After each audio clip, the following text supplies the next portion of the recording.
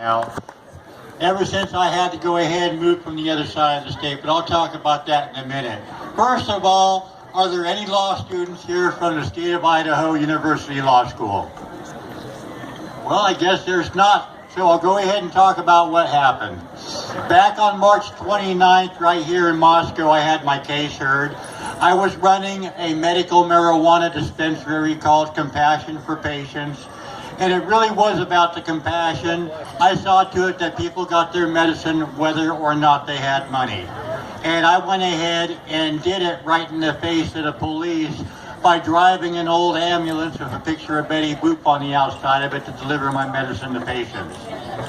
Well, I got raided in 2011 by the Quad City Drug Task Force out in Colfax. And I went ahead, and since I knew about the laws, I did not take any plea deal that was offered to me. I went ahead and fought it all the way to where they were going to bring in a jury trial. I was within a week of that. But I went ahead and had it dismissed because I would not back down over the fact that I had the state constitution protecting me, as well as an RCW code that clearly stipulated that patients would not be arrested or penalized in any way for their medical use of cannabis or for helping other patients. That RCW code is RCW 6951A.005 that was in effect at the time. And my attorney, Doug Phelps, even though he had this information, did not bother to use it in my case, which cost me my case. I'm going to go ahead now and fight not only at the U.S. Supreme Court level at my case, but I'm also going to go ahead and go against this dirty lawyer for not properly representing me. Not only did he not bother to give this information, but I wanted to go ahead and talk at a county commissioners meeting in Colfax about how is it a state police officer can violate state law. I went ahead and got a letter from the county commissioners saying I would not be allowed to speak at a county commissioners meeting, at a public meeting, violating my First Amendment rights.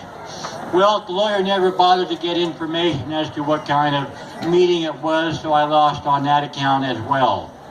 I'll tell you what, I could have won for $3 million against the Quad City Drug Task Force. That lawsuit's now going against this lawyer, Doug Phelps, out in Spokane, for losing my case. He not only lost mine, but he's lost a few other medical marijuana cases as well. It's about time he gets called out on it and people know about it. But I'll tell you what, before I did that, I even went ahead here in Moscow, Idaho, and ran a radio station down at KRFP for 2 years at a show called Marijuana Fact or Fiction, where I had patients and doctors talking about the medical use of cannabis. We need to go ahead and get it legalized here in the state of Idaho. And as long as Butch Otter is around, that is not going to happen.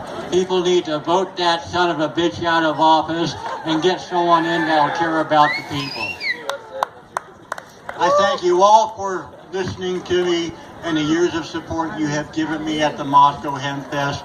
And I cannot thank Arlene enough for all the years of support she's given me and stood up with my fight. Thank you all so very much. God bless and have a wonderful Hempfest. Thank you, Adam. This is the kind of friend you want to have, somebody that